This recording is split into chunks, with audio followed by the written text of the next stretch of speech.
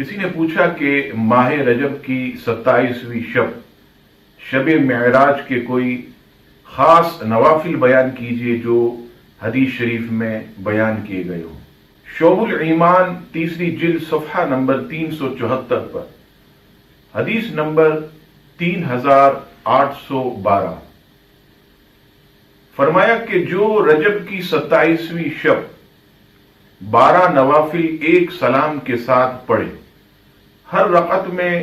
سورہ فاتحہ کے بعد کوئی بھی ایک سورت پڑھ لے، سلام پھیر کر 100 مرتبہ یہ کلمات پڑھے، سبحان اللہ والحمد للہ ولا الہ الا اللہ واللہ اکبر،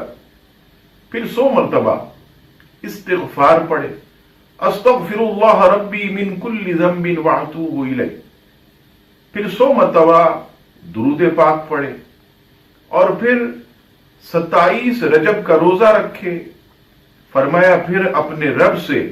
وہ جو بھی مانگے گا رب کریم اس کی دعائیں قبول فرمائے گا۔ رب کریم اس مبارک شب